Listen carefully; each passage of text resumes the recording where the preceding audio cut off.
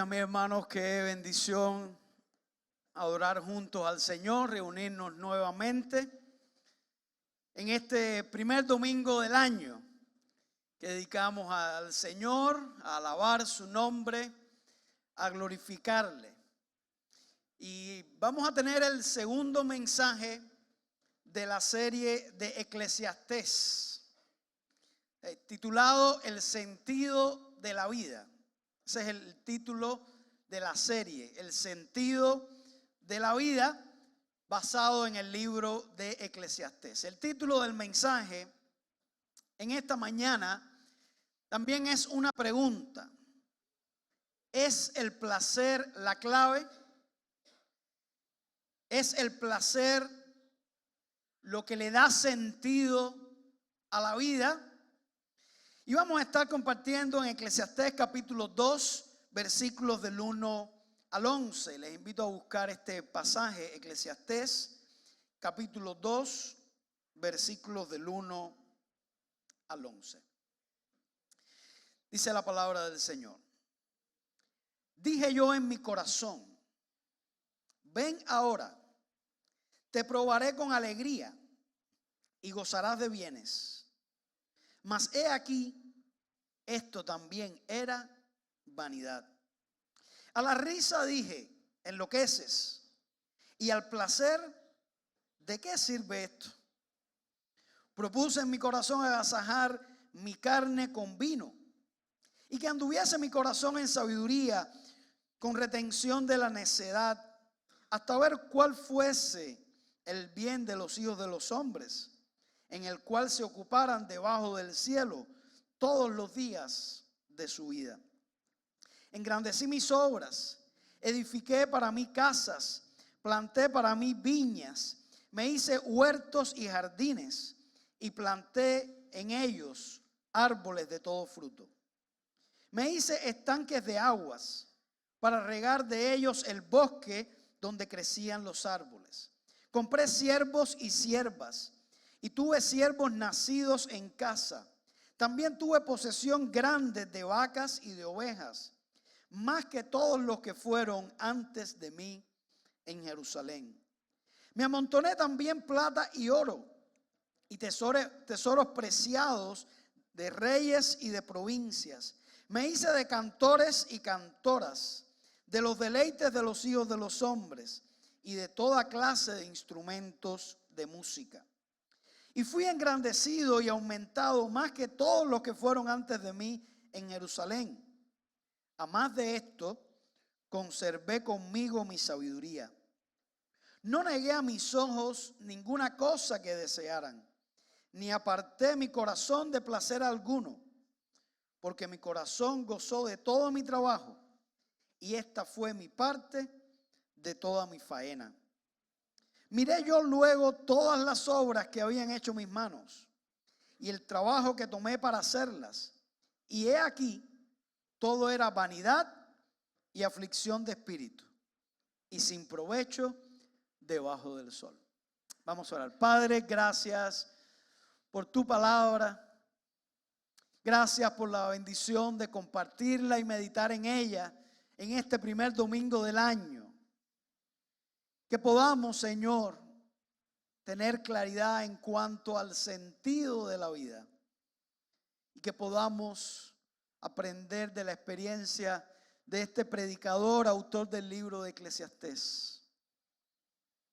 Ayúdanos, Señor, a vivir como tú quieres. Oramos en el nombre de Cristo. Amén. Salomón, presumiblemente el autor del libro de Eclesiastés, declara que él se había dedicado a buscar el sentido de la vida. Miren lo que dice el versículo 13 del capítulo 1. Y di mi corazón a inquirir y a buscar con sabiduría sobre todo lo que se hace debajo del cielo. Recuerden que esa es una expresión clave en el libro de Eclesiastés. Debajo del cielo. Es una manera de decir lo que sucede en este mundo. Mirando la vida solo desde una perspectiva terrenal. Él se dedicó a eso, a inquirir, a buscar con sabiduría ¿Qué es lo que se hace? ¿Cuál es el sentido? Dice el versículo 13, este penoso trabajo dio Dios a los hijos de los hombres para que se ocupen de él. Y ciertamente cada ser humano trata de entender de alguna forma, ya sea consciente de ello o no, cuál es el sentido de la vida. ¿Cuál es la mejor manera de vivir? ¿Qué es lo que realmente nos puede dar satisfacción, plenitud, felicidad? Dice el versículo 14, miré todas las obras que se hacen debajo del sol. Estaba diciendo qué fue lo que él hizo y cuál es la conclusión a la que llegó.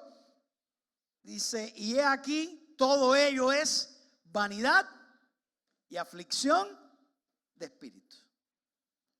Todo lo que el hombre busca por sí mismo en este mundo, al final se va a dar cuenta de que es vanidad y aflicción de espíritu. Recuerden que desde el principio el autor nos está dando la conclusión de su investigación. Pero ahora básicamente lo que hace es decirnos cómo él llegó a esta conclusión. Podemos ver que él se dio cuenta de que había cosas que el hombre no puede resolver. Miren lo que dice el versículo 15. Lo torcido no se puede enderezar y lo incompleto no puede contarse. A lo largo de la historia se han levantado personajes, sabios, filósofos, que han pretendido, yo sí voy a encontrar la clave, yo sí voy a encontrar el sentido de la vida, yo sí voy a resolver todos los problemas, yo sí voy a descubrir la teoría del todo, lo que buscan los físicos, no poderle dar una explicación a todo. Y algo que reconoce Salomón es que hay cosas que no se pueden completar, que hay cosas torcidas que no se pueden enderezar, que hay vacíos que no se pueden llenar. Todo lo que el hombre hace por sí mismo y busca por sí mismo termina siendo vanidad. Ahora, como decíamos, él nos presenta el proceso. ¿Y dónde fue que él buscó? Salomón está aplicando aquí el método científico, el método de la experimentación. Y él está probando en diferentes lugares. Y el primer lugar donde él busca el sentido de la vida fue en los placeres.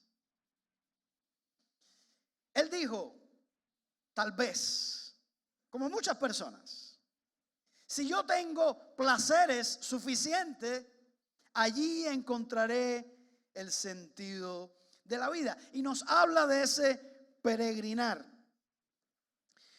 Dice el versículo 1, dije yo en mi corazón, hablando consigo mismo, ven ahora, te probaré con alegría y gozarás de bienes. Ese fue su primer lugar de experimentación. Lo primero que experimentó buscando placeres, dice la Biblia, que fue el vino. Ahí en el versículo 3, propuse en mi corazón agasajar mi carne con vino. Y es lo que hacen muchas personas en este mundo. Ahí en ese poder embriagante del alcohol, allí muchos buscan el placer como el sentido de la vida. ¿Cuántas personas conocemos que se han enredado buscando el placer en el vino? ¿Cuántas personas que buscando la felicidad lo han perdido todo? Han perdido su integridad moral, han perdido su familia, han perdido su trabajo, se han destruido físicamente. Personas valiosas, personas inteligentes, personas aceptadas en la sociedad en un tiempo y después terminan siendo despreciados por todo. ¿Por qué? Porque pensaron que el placer que podía ofrecerles el vino, el alcohol y otras drogas iba a ser la respuesta a la necesidad que querían llenar. Iba a traerles felicidad. Y resultó todo lo contrario. ¿Cuántos jóvenes hay enredándose en la droga? El químico que está destruyendo a la juventud de nuestra sociedad.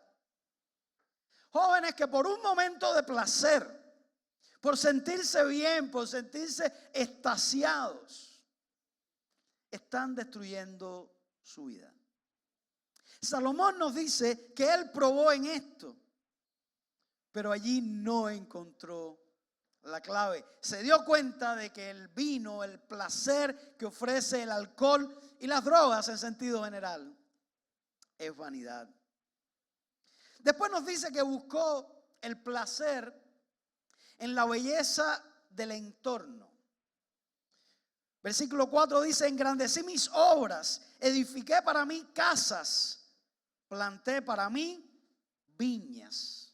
No una casa, sino casas, palacios, construyó con viñas. Dice que se hizo huertos y jardines y planté en ellos árboles de todo fruto. Me hice estanques de aguas para regar de ellos el bosque donde crecían los árboles. Aquí buscó Salomón otra fuente de placer. Un lugar bello, un lugar precioso.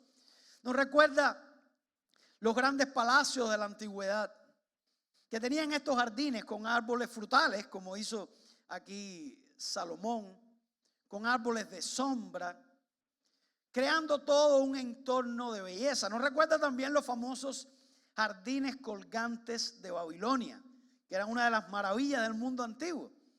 Cómo estos reyes crearon esos jardines, porque ciertamente nos da placer estar en un lugar hermoso, en un lugar de árboles, de vegetación, de animales, de aves.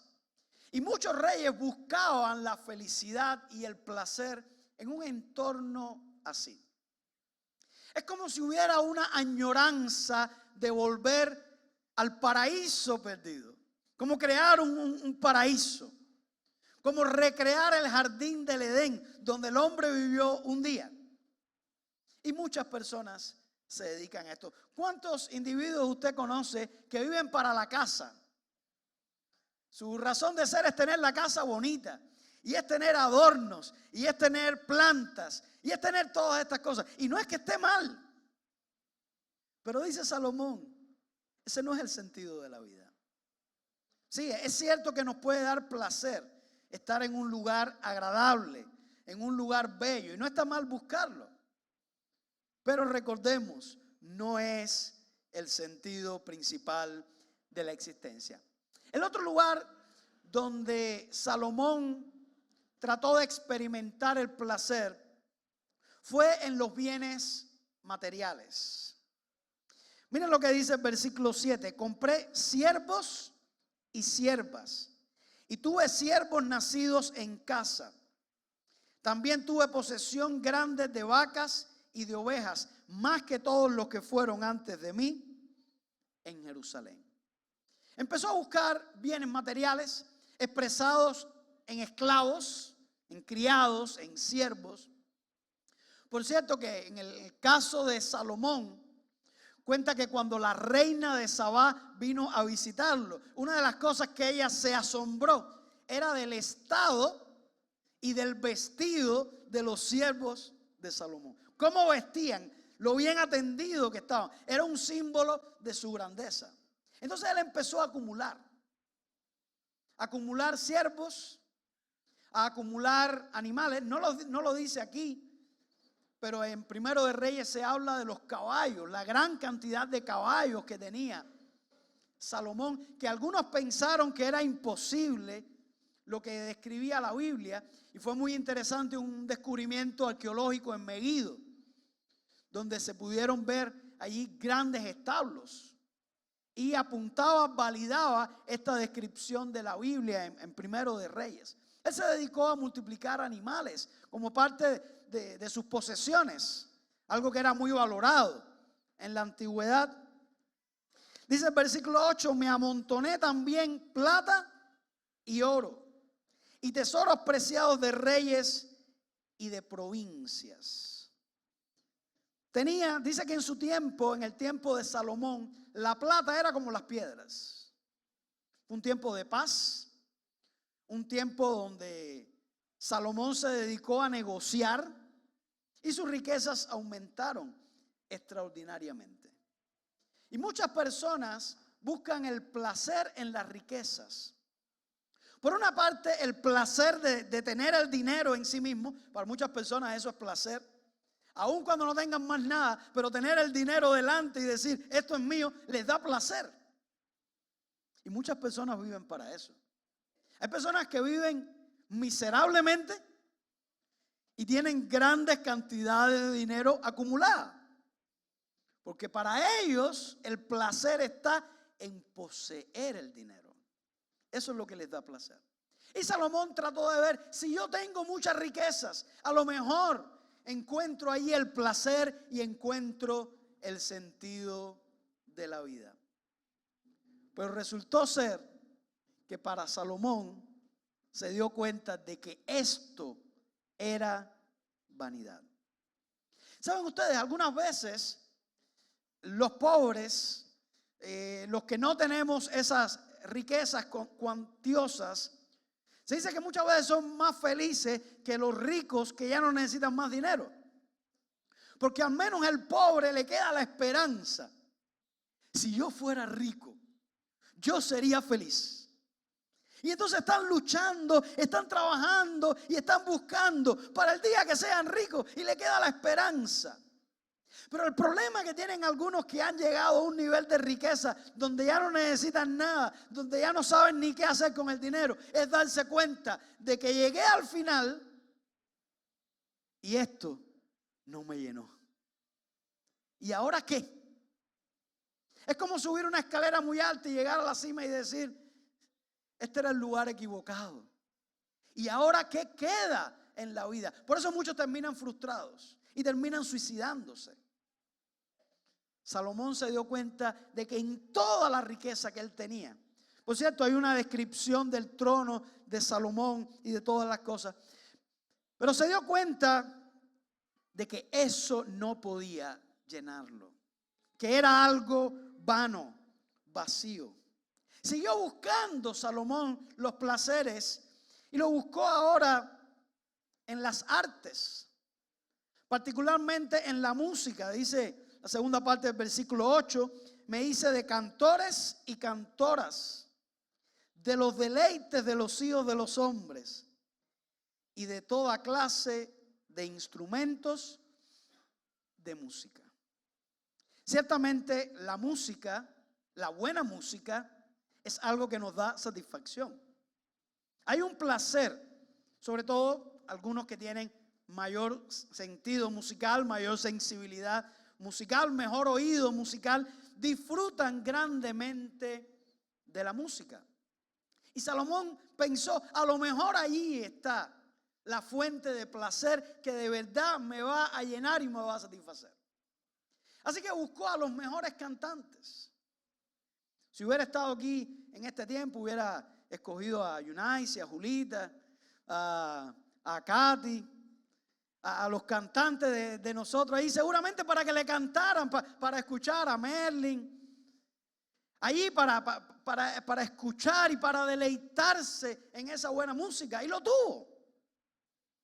Tuvo a los mejores músicos de su tiempo. Los mejores cantantes. No le faltó instrumento musical. No, Reinaldo también lo hubiera traído, cantar ahí con la guitarra.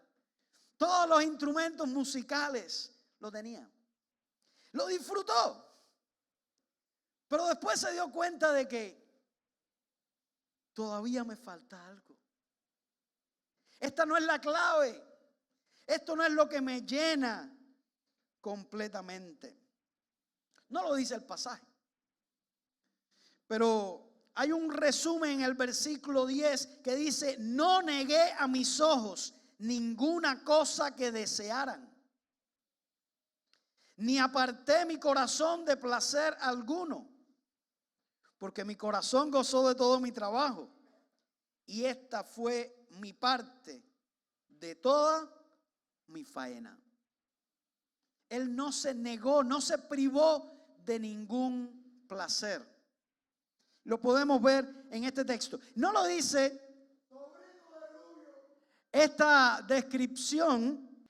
Bien, el texto no lo dice, pero por lo menos en la vida, la descripción de Salomón, se nos dice que él tuvo 1000 mujeres, 700 reinas y 300 concubinas. Salomón experimentó el placer sexual, que también es una fuente de placer importante. Él podía escoger, y de hecho escogió a la mujer que quería. Muchas de estas reinas eran matrimonios políticos. Se casaban con princesas, hijas de otros reyes, y con eso garantizaban la paz con esas naciones. Pues tú no vas a atacar a una nación donde tu hija es reina. Entonces, Salomón, con toda la gloria, con toda la preponderancia que tuvo desde el punto de vista diplomático, llegó a tener a muchas reinas. Otras reinas él las escogió, pero no se satisfizo con eso. Escogió a 300 concubinas. También las mujeres más hermosas de Israel y de los alrededores. Pero nuevamente Salomón llegó a la conclusión: nada de esto me llena. Nada de esto me satisface. Nuevamente hay muchos que dicen: si yo tuviera esa oportunidad. O sea, la gran mayoría, aunque quisiera, no tendrían la oportunidad que tuvo Salomón. Y algunos quedan con la esperanza: es que si yo tuviera, si una más, si fuera esta o si fuera aquella, piensan que tendrían la satisfacción. Salomón pudo escoger, llegó hasta 1000. ¿Y saben qué significa que tuvo 1000 mujeres? ¿Qué nos dice eso? ¿Qué refleja? Insatisfacción. Por eso tenía que buscar una más. Y él pensaba: ahora con esta que vi ahí, esta que me trajeron, esta doncella, esta bien, esta sí me va a dar placer. Se daba cuenta de que no lo llenaba y buscaba otra más. Así que no lo encontró en los placeres de ninguna forma. Pero saben ustedes que es muy interesante que desde la antigüedad muchas personas han tomado el placer como la clave de la vida. De hecho, hay una filosofía con un nombre universalmente aceptado que describe esta teoría y esta forma de pensar. Y se conoce como el hedonismo. Viene de los antiguos griegos, porque la palabra griega hedoné significa placer. Y el hedonismo es la forma de pensamiento, la filosofía que dice que buscar placer es lo más importante en la vida. Así que desde los filósofos griegos, mucho más adelante, vemos que el mismo Salomón, o el autor de Eclesiastés, militó en esa filosofía. Pensaron que el placer era la clave de la vida. En el Nuevo Testamento se habla de los epicúreos. Este era un grupo de filósofos muy importante que estaban en Atenas, allí en Grecia. Y la filosofía, el apóstol Pablo la resume en una frase cuando dice: comamos y bebamos, que mañana moriremos. Es el pensamiento de los hedonistas. Era lo que decían los epicúreos. Y Pablo lo dice en el contexto de la resurrección. Cuando él dice: si no hay resurrección, si no hay más nada en este mundo, ciertamente lo mejor que podemos hacer es comer y beber. Si no hay resurrección, entonces los epicúreos tienen razón. Comamos y bebamos, que mañana moriremos. La época en la que nosotros vivimos, en la actualidad, que algunos le han llamado a la cultura en que nosotros vivimos la posmodernidad. Desde aproximadamente mediados del siglo XX hasta este tiempo. Es una época donde el sentimiento ocupa el lugar preponderante. En la era moderna se enfatizaba mucho en la razón, en el racionalismo. Pero algunos han dicho que en la posmodernidad el Homo sapiens, como se le llamaba al hombre, ¿no? El hombre que sabe, el hombre que piensa, el Homo sapiens se ha convertido en el Homo sentimentalis. Porque en el tiempo en el que nosotros vivimos hay una influencia muy grande del hedonismo, donde las personas constantemente están buscando el placer, aunque lo buscan en disímiles lugares, diferentes lugares. Además de estos que menciona aquí el libro de Eclesiastés, algunos han hecho de la comida el centro de su vida. No es que comen para vivir, que viven para comer. Y sobre todo para nosotros los cubanos, esa es una tentación muy grande que tenemos los cubanos. Un poco que por la añoranza, ¿no? De comer tantas cosas que quisiéramos que no podemos. Entonces el cubano siempre está, comer rico, comer rico. O sea, hay personas que su motivación para irse para los Estados Unidos es para comer rico. Porque han pensado, si yo comiera rico, yo sería feliz. Mi vida estaría plena. Mi vida estaría satisfecha. Y pueden suceder dos cosas, ¿no? Puede suceder, y muchas veces es algo muy, muy común, que te saturas y ya tú no quieres saber de comida. Déjenme decirle que eso algunas veces pasa. Cuando estás en lugares así que tienen una abundancia, lo menos que tú quieres ver es comida. No quieres ver comida delante de ti. Estás saturado. Y entonces, bueno, eso es lo mejor que puede pasar. Por eso les he contado otras veces a ustedes, ¿no? Que mucha gente haciendo dieta en los Estados Unidos. Y posiblemente comen menos que ustedes aquí en Cuba. Y están luchando con la dieta. Y están luchando contra el peso. El otro extremo es que cae en una obesidad. Y ya empiezas a comer compulsivamente y no puedes parar. Y destruyes tu cuerpo y destruyes tu salud. Y lo que supuestamente te iba a hacer bien, termina destruyéndote. Pero ¿qué decir del sexo? Sin lugar a dudas, las relaciones sexuales son una fuente de placer. Creado por Dios. El placer sexual no lo creó el diablo, ni el placer sexual es pecaminoso. Dios creó el placer sexual como una bendición dentro del matrimonio, dentro de una relación comprometida, exclusiva entre un hombre y una mujer. En ese contexto es una bendición. Y está concebido para unir a un hombre y una mujer de una manera extraordinaria, a diferencia de cualquier relación humana. Para eso Dios concibió la relación sexual. Pero hay algunos que toman el sexo y el placer sexual como un fin en sí mismo. Y entonces incurren en la promiscuidad. Y entonces practican el sexo no como algo hermoso dentro de una relación de matrimonio, sino como un deporte. Simplemente buscando el placer sexual. Pero ¿saben qué sucede? Que muchas veces esas personas promiscuas, lejos de disfrutar más del placer, cada vez lo disfrutan menos. Y entonces tienen que buscar y tienen que experimentar en todo tipo de aberración sexual, porque ya no se sienten satisfechos con la relación sexual como Dios la creó. ¿Qué decir de la pornografía? Una de las cosas que está destruyendo a la sociedad como una pandemia y que muchas veces no se ve porque se hace en lo oculto. Y ves una persona que parece muy saludable, pero tal vez está esclavizado a la pornografía. ¿Por qué? Porque Dios al crear, al diseñar el placer sexual Cuando la persona ve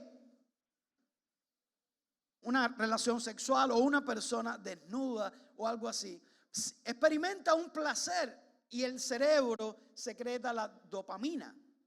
Es una relación placentera y la persona quiere repetir eso. Pero cada vez vas necesitando mayor exposición para experimentar ese placer. Y lo triste es que algunas personas después no pueden ni tan siquiera tener relaciones con personas reales, porque la pornografía les ha destruido. Hermanos, hoy con un teléfono la persona tiene acceso a ver lo que quiera. El teléfono es una bendición y se pueden encontrar muchas cosas buenas. Pero con un teléfono y con acceso a internet, la persona puede buscar. Y sí, la persona puede experimentar placer, puede experimentar ahí el resultado de esa dopamina, que es una hormona que secreta el cerebro. Pero al final eso te va a destruir tu vida, va a destruir tu mente, va a destruir tu familia, va a destruir tu matrimonio. Y necesitas huir. Si estás siendo esclavizado, necesitas buscar la ayuda del Señor, la libertad de Jesucristo. Orar, leer la Biblia, reunirte con tus hermanos. Buscar la ayuda del Señor, porque no da lo que promete de ninguna manera. Pablo nos dice que una de las características de los hombres en los postreros tiempos, ahí en 2 Timoteo 3:4, es que serán amadores de los deleites más que de Dios. Eso significa personas que aman más los placeres, los placeres carnales, terrenales, sensoriales, que fueron los que experimentó el autor de Eclesiastés. Aman eso más que a Dios. ¿Cuántas personas nosotros invitamos a la iglesia? Y te preguntan, ¿y qué te prohíben ahí? Es una pregunta típica. Pero ¿qué es lo que está detrás de esa pregunta? Si hay algo que a mí me gusta hacer, si hay algo que a mí me da placer y que yo tengo que dejar de hacer, no quiero ni ir a la iglesia, no quiero ni considerarlo, no quiero ni arriesgarme a que se me quite el deseo. Porque ellos aman sus placeres más que a Dios. Pero qué bueno que podamos escuchar al sabio Salomón y reconocer que los placeres sensoriales por sí mismos nunca te van a llenar, nunca te van a satisfacer. Te van a llevar en una espiral descendente donde cada vez vas a buscar más placer y cada vez el placer se va a hacer más esquivo y va a terminar destruyendo tu vida. Y te vas a dar cuenta de que esos deleites eran vanidad. Salomón reconoció que los placeres que este mundo ofrece son vanos. Ahí está su conclusión en el versículo 1 del capítulo 2. Mas he aquí, esto también era vanidad. Y me gusta la imagen que presenta en el versículo 2. Dice que el autor le dijo a la risa, enloqueces. O sea, ¿qué imagen? No, hablando con la risa. La risa que supuestamente es la evidencia de que estamos contentos, de que estamos felices, de que estamos disfrutando la vida. Pero muchas veces es la sonrisa del payaso. Hay un poema muy famoso, escrito por un poeta mexicano llamado Juan de Dios Pesa, que se titula Reír llorando. Y el poema describe toda una historia. Es un poema largo pero precioso, que describe una historia y dice así: viendo a Garrick, autor de la Inglaterra, el pueblo al aplaudirlo le decía: eres el más gracioso de la tierra. Y el más feliz y el cómico reía. Víctimas de melancolía, los altos lores en sus noches más negras y pesadas iban a ver al rey de los actores y cambiaban su pesar en carcajadas. Una vez ante un médico famoso llegóse un hombre de mirar sombrío. Sufro, le dijo, un mal tan espantoso como esta palidez del rostro mío. Nada me causa encanto ni atractivo. No me importan mi nombre ni mi suerte. En una eterna tristeza muriendo vivo. Y es mi única pasión, la de la muerte. Viajad y os distraeréis. Tanto he viajado. Las lecturas buscad. Tanto he leído. Que os ame una mujer, si soy amado. Un título adquirid, noble he nacido. Pobre seréis, quizás tengo riquezas. De lisonjas gustáis, tantas escucho. ¿Qué tenéis de familia? Mis tristezas. Vais a los cementerios, mucho, mucho. ¿De vuestra vida actual tenéis testigos? Sí, mas no dejo que me impongan yugos. Yo les llamo a los muertos mis amigos y les llamo a los vivos mis verdugos. Me deja, agrega el médico perplejo, vuestro mal y no debe acobardaros. Tomad hoy por receta este consejo. Solo viendo a Garrick podréis curaros. ¿A Garrick? Sí, a Garrick, la más remisa y austera sociedad le busca ansiosa. Todo aquel que lo ve muere de risa. Tiene una gracia artística asombrosa. Y a mí me hará reír. Ah, sí, os lo juro. Él sí, nada más él. Mas, ¿qué os inquieta? Así dijo el enfermo, no me curo. Yo soy Garrick. Cambiadme la receta. ¿Cuántos hay que cansados de la vida, enfermos de pesar, muertos de tedio, hacen reír como el actor suicida, sin encontrar para su mal remedio? Ay, cuántas veces al reírse llora.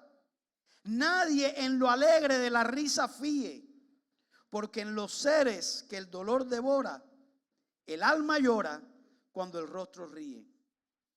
Si se muere la fe, si huye la calma, si solo abrojos nuestra planta pisa, lanza a la faz la tempestad del alma, un relámpago triste, la sonrisa. El carnaval del mundo engaña tanto que las vidas son breves mascaradas. Aquí aprendemos a reír con llanto y también a llorar con carcajadas. El autor de este poema se inspiró en un famoso actor inglés, David Garrick.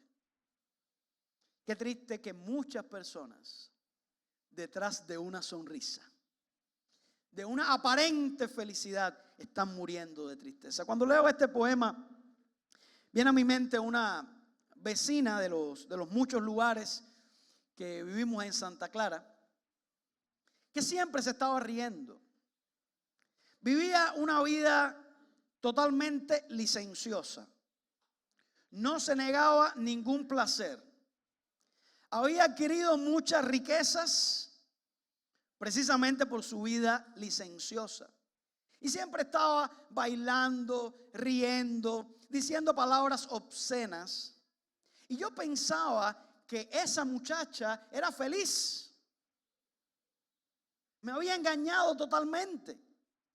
Porque un día conversando con ella me dijo, muchas veces cuando estoy sola en mi casa y miro todas las cosas que he obtenido, de lo único que tengo deseo es de quitarme la vida. Algunas veces pensamos que en la sonrisa va a estar el resultado, los problemas se van a resolver. Y hay veces que vemos personas riendo, embriagados, saltando, y no nos damos cuenta de que esa persona que solamente vive para los placeres tiene un corazón vacío, tiene un corazón triste. Pero esa también fue mi propia experiencia en la temprana adolescencia, buscando como un hedonista empírico, tratando de buscar en las fiestas, en las discotecas, en los bailes, y muchas veces estar en un lugar saltando y supuestamente muy feliz, pero por dentro con un vacío muy grande. Y después llegar a la casa y decir, es esto todo lo que hay. Y amanecer al día siguiente y decir, y no hay más nada. hasta que conocí al Señor Jesucristo. Hasta que fui a una iglesia y escuché el mensaje de salvación. Y encontré algo que me llenaba como ninguna de las cosas que este mundo ofrece. Los placeres son una bendición de Dios. El problema es cuando tomamos los placeres como la clave de la vida, que fue lo que intentó hacer Salomón y lo que muchos hacen. El problema está cuando ponemos a los placeres por encima de Dios, cuando amamos más los placeres que a Dios. Ahí es donde está el problema, porque la gran realidad es que tener al Señor es la mayor fuente de placer verdadero y auténtico que existe en este mundo. Dice el Salmo 16:11: en su presencia hay plenitud de gozo. En su presencia hay plenitud de gozo. Allí podemos encontrar la fuente verdadera.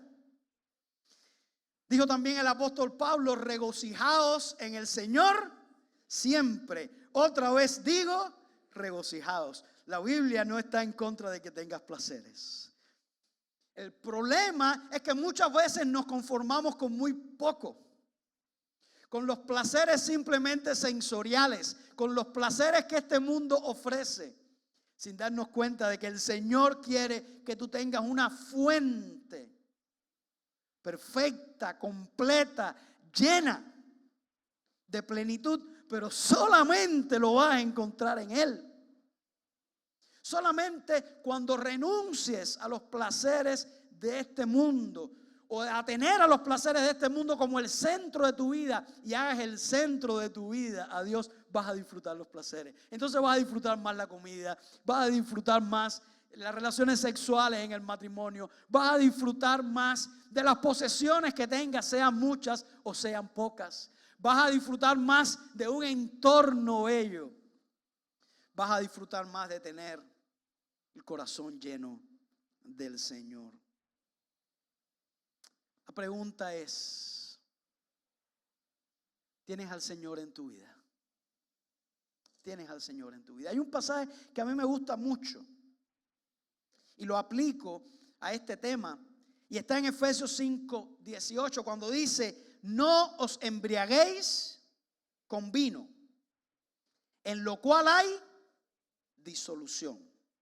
Disolución significa problemas, conflicto, frustración. Eso es lo que trae el vino. Pero el texto dice: antes bien, sed llenos del Espíritu Santo. Y me gusta esa comparación, porque creo que Pablo lo que nos está diciendo es que lo mismo que las personas buscan en el vino, podemos encontrarlo cuando somos llenos del Espíritu Santo. Esa alegría, esa satisfacción, ese poder enfrentar los problemas de una forma diferente, esa seguridad, ese valor. Todo eso lo da el Espíritu Santo, mucho más que lo que da el vino y sin los problemas asociados que trae el vino. Hay personas que ven a los cristianos y dicen: yo no sé cómo pueden vivir sin tomar. Yo no sé cómo pueden divertirse sin tomar. Y no se dan cuenta que no lo necesitamos. El gozo que tenemos en el Señor, el gozo que tenemos alabando al Señor, es mucho más grande. Es mucho más grande. Bueno, recuerdo que estábamos en una boda, cuando era pastor en Tapaste. Y bueno, la familia del novio no eran cristianos y habían preparado. Y tenían una parte ahí donde habían algunas personas tomando, y los cristianos estábamos en otro lugar allí, pues donde pasaban el brindis con las bandejitas. Y entonces pasaba un familiar con la bandejita y los cristianos asaltaban ahí y como la tercera vez dice la mujer: oye, estos cristianos no toman, pero como comen. Pero más que comer, podemos disfrutar del Señor. No necesitamos del vino. Si usted experimenta la llenura del Espíritu Santo, por supuesto, usted no me va a creer si usted no lo ha experimentado. Usted va a decir, el pastor está loco. El pastor no sabe. Yo simplemente le digo, como le decía a un compañero de estudio en el preuniversitario, yo he probado las dos cosas. Y te puedo decir que estás lleno del Espíritu Santo. Tener a Dios en tu vida es mucho mejor. Así que si tú solamente has experimentado una, yo te invito a que hagas la prueba. A que abras tu corazón al Señor. A que te arrepientas de aquellas cosas que Dios te dice que no hagas. No porque Dios es un aguafiesta y porque Dios quiere quitarte la alegría y la felicidad. Eso es lo que dice el mundo y eso es lo que dice el diablo. Cuando Dios te dice que no hagas algo es porque eso te va a destruir. Y porque no te va a dar lo que te promete. Y Dios te está diciendo, no te dejes engañar. Si tú sabes que estás haciendo cosas que a Dios no le gustan, tienes la oportunidad de arrepentirte. Si te sientes esclavizado y crees que no tienes fuerza, no esperes a cambiar por ti mismo. Deja que el Señor te cambie. Arrepiéntete de tus pecados y pon tu confianza en Jesucristo, el único Salvador, para que encuentres el verdadero sentido de la vida. Todo lo demás es vanidad. Cualquier cosa que busques en este mundo sin Dios es vanidad y al final vas a terminar frustrado. Pero si tienes al Señor, vas a encontrar la fuente del placer verdadero. Habrá alguien en este lugar que al escuchar este mensaje diga, yo quiero tener al Señor. Yo quiero disfrutar de esa plenitud de gozo que hay en la presencia de Dios. Yo he probado el mundo. Ahora quiero probar a Cristo. Alguien que quiera entregar su vida al Señor puede levantar su mano. Dios le bendiga. Dios le bendiga. Dios te bendiga. Dios le bendiga a usted. Gloria al Señor. ¿Alguien más que quiera entregar su vida a Cristo? Por acá hay una mano también. Dios le bendiga. Gloria a Dios. Gloria a Dios. Qué bendición, mi hermano. El Señor nos ayude a estar siempre en su presencia. El mundo te va a engañar. Aquellos que no conocen al Señor van a querer incitarte a que dejes a Cristo y busques y explores en otros lugares. Pero no dejes a Cristo. Me encanta ese coro de la Navidad. No dejes a Jesucristo por fiesta de fin de año. Porque Cristo es la mayor bendición en nuestras vidas. Y nosotros que ya le hemos conocido, aquellos que un día levantamos la mano, lo sabemos por experiencia y por eso estamos aquí. Pues queremos adorar al Señor. Queremos estar llenos del Señor. Dios bendiga a aquellos que han levantado su mano. El Señor les ayude a buscar de todo corazón a Cristo. Que el Señor les llene de su Espíritu Santo. Que Dios les bendiga a todos. Amén.